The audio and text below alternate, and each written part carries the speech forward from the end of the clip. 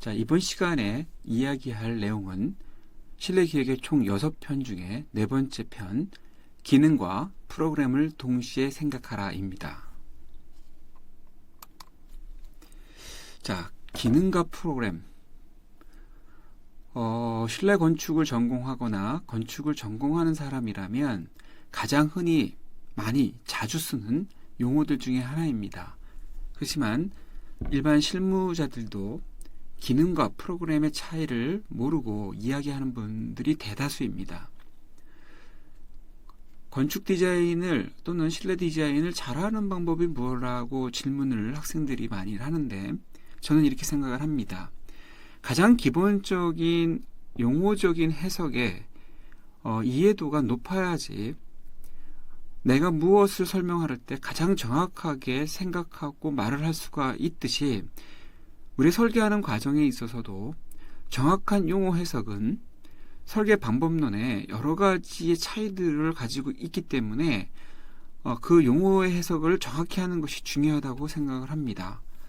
그래서 이 시간에 기능과 프로그램을 정확하게 이해하고 그 기능과 프로그램을 동시에 생각하는 내용이 왜 생겼는지를 강의를 통해서 살펴보고자 합니다. 자, 기능과 프로그램.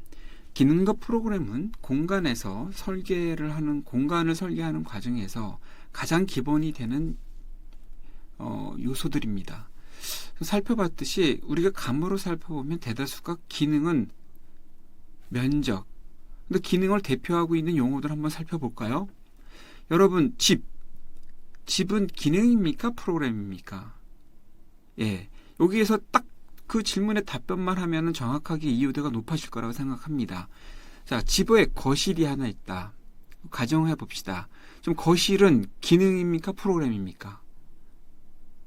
그럼 집과 거실은 어떤 관계가 있습니까? 이렇게 우리가 흔히 쓰고 있는 용어들을 건축으로 공부를 하는 과정에서 살펴보지 않고 그냥 관과하고 넘어가다 보면 가장 중요한 맥락을 놓치는데요.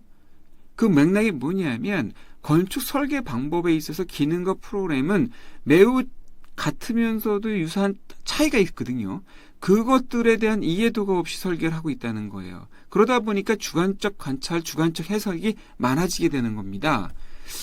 자, 그러면 아까 그 질문에 좀 답을 해보면 집과 거실은 기능에 해당됩니다. 자, 그러면 프로그램은 과연 뭘까요? 프로그램은 거실에서 TV를 본다라고 했을 때 보는 행위 자체가 프로그램이에요. 결국은 프로그램이 없이는 기능이 나올 수가 없죠. 이렇게 뭔가 유사성이 있고 굉장히 밀접한 연관성이 있는 그 차이를 알지 못하게 되면 이걸 굉장히 묵과하고 넘어가기 때문에 주관적 해석을 많이 하게 된다는 겁니다.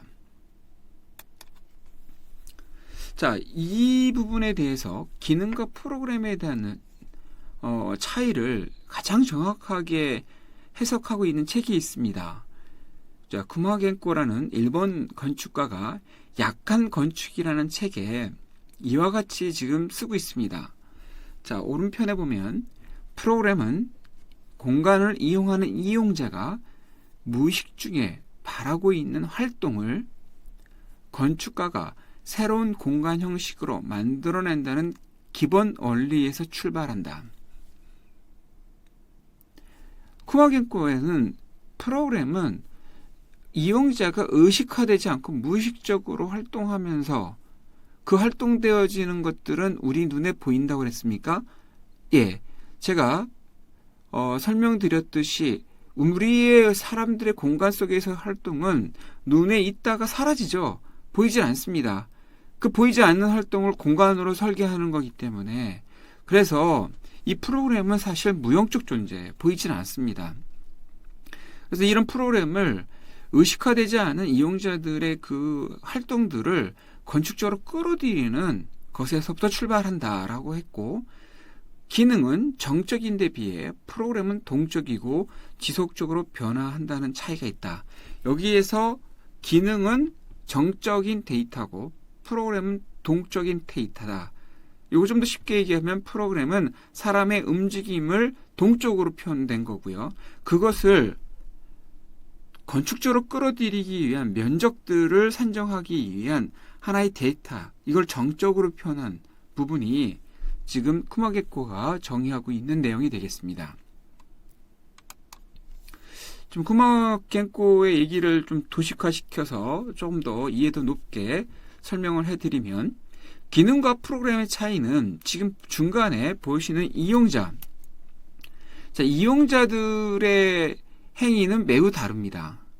자, 이용자들의 행위는 다양한 행위들을 하고 있죠. 앉아 있기도 하고, 뛰어다니기도 하고, 서 있기도 하고, 뭔가 기다리고 있는 이 이용자의 기준을 두고 살펴볼 때, 자, 오른쪽 편에 보여지고 있는 이용자의 중심 시각을 우리는 프로그램이라 하고, 이용자의 움직임을 데이터화 시키는 것을 프로그램이라고 정의할 수 있을 것입니다. 반면에 이 정적인 데이터는 디자인 중심의 시각에 의해서 사람들의, 이용자들의 움직임을 정적인 데이터로 바꿔놓은 게 기능이다. 여기까지도 조금 이제 헷갈리고 이해도가 안 되면 아주 쉽게 뒷부분에서 또 얘기가 나오기 때문에 그때 다시 한번 추가적으로 설명을 드리는데요. 이것만 잊지 맙시다.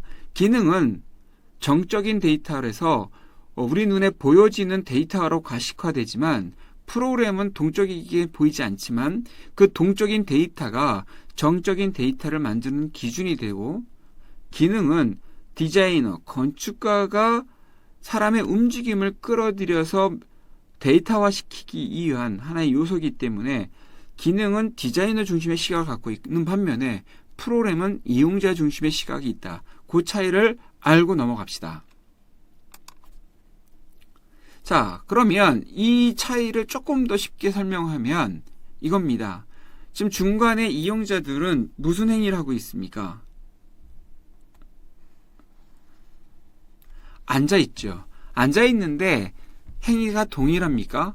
다 동일하지 않습니다. 다양한 행위들을 하고 있어요. 어떤 경우는 핸드폰을 보고 있기도 하고, 어떤 경우는 그냥 쉬기도 하고 있고, 그러니까 이렇게 다양한 모습들을 갖고 있는 면적 속의 행위를, 그걸 다 받아주고 있는 요소는 뭡니까? 의자지 않습니까? 따라서 의자에 앉아있다라는 의미적 관계가 형성됐을 때 의자는 기능에 해당이 되는 거고, 프로그램은 앉다라는 행위에 해당되는 겁니다. 그렇다면 의자가 만들어지는 것은 앉는다는 행위가 전제가 됐을 때 의자의 면적이 나오는 거잖아요. 따라서 의자의 크기가 누구에서 결정되지냐면 그 속에 앉아있는 사람들의 행위에 의해서 기반이 된다.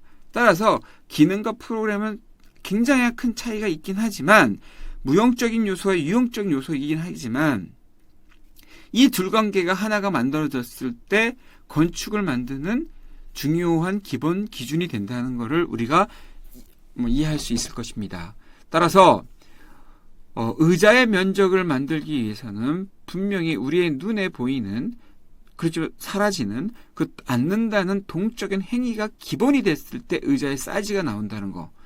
따라서 건축가나 디자이너들은 이용자들의 프로그램을 관찰할 필요가 여기에 있다는 거고, 그 관찰된 내용을 면적, 기능화시키는 것들이 우리가 얘기하는 기능이다라고 설명드리고 싶습니다. 자, 그러면 기능과 크기의 관계가 설정될 수가 있을 것입니다. 자, 보시는 그림의 왼쪽 상단부에 있는 건물이 이제 외관이라고 보고요. 그 속에 놓여져 있는 도면의 사이트가 지금 보이시는 이 부분이 되겠습니다. 그런 공간을 디자인하다 보면 건축가들이 행하고 있는 기본적인 행위 방식 중에 안을 들여다보면은, 자, 1층 부분에 있어서 엔트런스 부분이 있고, 그 엔트런스 부분에서 들어가다 보면 로비가 있고 계단이 있고 화장실이 있어요. 그게 A, B, C에 해당이 됩니다. 그리고 좌우측으로 라이브러리가 있죠. 자, 이런 것처럼 하나의 공간에는 초창기 디자인을 하는 과정에 있어서 가로 세로 단위모들에 의해서 조합되어지는 유형들로 배치가 이루어지게 됩니다. 반면에 2층을 가게 되면 자, A, B의 요소는 동일하게 나타납니다. A, B는 1층과 2층에서도 동일하게 나타나지만 뭐가 바뀌었죠? D, E가 바뀌었죠. 따라서 1층과 2층에서 연속되어져 있는 것들은 계단과 화장실들은 연속되고 있는 A, B지만 C, 1층에 있는 C와 2층에 있는 D의 관계는 매우 다르게 전개되고 있음을 볼 수가 있습니다. 자, 이런 것들은 보면 공간의 크기가 다 다릅니다. 공간의 크기들이 다 달라서 실질적으로 왜 공간의 크기가 다를까요? 이런 질문을 하게 되면 여러분은 앞전에서 배웠던 내용이 툭 튀어나와야겠죠. 예, 그 속에서 행위하고 있는 사람들의 움직임이 달라지기 때문이에요. 이렇게 공간에 있어서 기능들은 서로 각기 다른 크기들의 조합에 의해서 공간을 구성하는 방식들을 취하게 됩니다. 자, 그러면 두 번째 질문을 할 수 있을 것 같아요. 기능의 크기를 산정하는 기준은 어디에 있나요?